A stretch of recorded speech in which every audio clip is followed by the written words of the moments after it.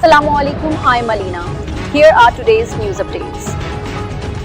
अहमदपुर से आज से खबर शामिल करते हैं। चौधरी कैसर मेहंदी राय नुमाइंदा न्यूज से समंदवाना की बस्ती टबा के रिहायशी मोहसिन रजा और फकालू चदर का घर और जानवर गुज़श्ता सैलाब में बह गए थे, जिसके बाद वो अपने बुजुर्ग वालिदैन और मासूम बच्चों की कफालत के लिए पेट्रोल फरोख्त करने का काम कर रहा था। इलाका मकीनों के मुताबिक कायम मुकाम असिस्टेंट कमिश्नर अहमदपुर से नवीद हैदर ने क्रैकडाउन के दौरान मोहसिन रजा की मशीन और पेट्रोल जब्त करने की कोशिश की। मोहसिन रजा ने अपने बच्चों और वालिदैन के वाहिद जरिया मुआश को बचाने के लिए मोतबर मिन्नत समाजत की तहम कार्रवाई जारी रही और एहलकारों को मशीन उठाने के काम दिए। निशादीन के मुताबिक जब मशीन जब्त करने की कोशिश की गई तो मोहसिन रजा शदीद ज़हनी दबाव और माशी परेशानी के बाद दिल बर्दाश्त हो गया और इसने अपने ऊपर और मशीन पर पेट्रोल छिड़कर आग लगाने की कोशिश की।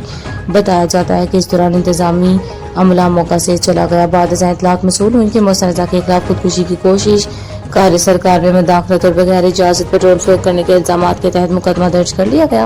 अहल इलाका ने मुंतखब अवामी नुमाइंदों MPMN डिप्टी कमिश्नर जंग, कमिश्नर फैसलाबाद, वज़ीर आला पंजाब मोहतरमा मरियम नवाज शरीफ और वज़ीर आज़म पाकिस्तान मियां शहबाज शरीफ से मुतालबा किया कि इस मामले का फौरी नोटिस लिया जाए, मोहसिन रजा को इंसाफ फराहम किया जाए और नौजवानों के लिए मुनासिब हिफाजती ज़वाबित के साथ रोजगार के मौके पैदा किए जाएं ताकि वो बाइज़्ज़त तरीके से अपने खानदानों की कफालत कर सकें। 2010 ਦਾ ਮੇਰਾ ਲਾਇਸੈਂਸ ਹੈ। ਮੈਂ ਡਰਾਈਵਰ ਹਾਂ। ਮੈਂ ਡਰਾਈਵਿੰਗ ਤੋਂ ਮੈਨੂੰ ਡਾਕਟਰ ਨੇ ਰੋਕ ਦਿੱਤਾ। ਮੈਂ ਹਾਰਟ ਦਾ ਮਰੀਜ਼ ਹਾਂ।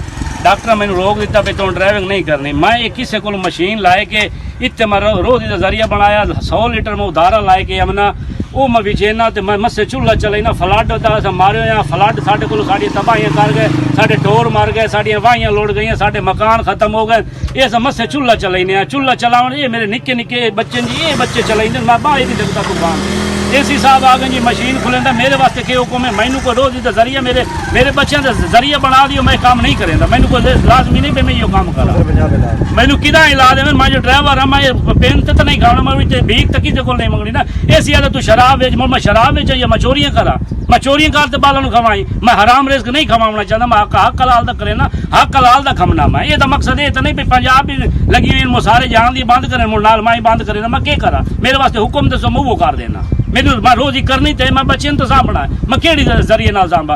अगला एसी गेल साहब आया मैनू आख के गया कि तू चला। उन्होंने पता है, ये पुलिस नहीं पता, इलाके नहीं पता भी हार्ट का मरीज है। ये कोई मजाक नहीं करेंदा या मैं कूड़ नहीं मारिया। वो एसी साहब लगे मैं तो अपने आप ही आग ला देता। मैं ना को करे मैं अपनी जिंदगी तो तंग आ। जिस हालात साढ़े जिले चुटे तो साढ़े चूल्हा चलता नहीं। अस अपने आप तो तंग आ। वो लगे हमने सानू मशीन ही नहीं चलावन दे। मशीन सब चीज़ ला सका। अच्छा क्या करा? मुट ठीक है जी। असी जिम्मेदार बनते तो मशीन चाहते बनते लगना। निमाशी में बंदे दी भेड़ चाहते मुट्ठा बाला से डेढ़ फले सा। मेरे वास्ते की हुक्म है? मेहरबानी करो साढ़े हाल से सानू कोई रिलीफ दियो। एसी साहब जिल लगावे तो साढ़े हाथ मशीन पाट लवे। अस केड़े पासे जावना? अस फांसी लवा। अस क्या करा? अस किदे वजा?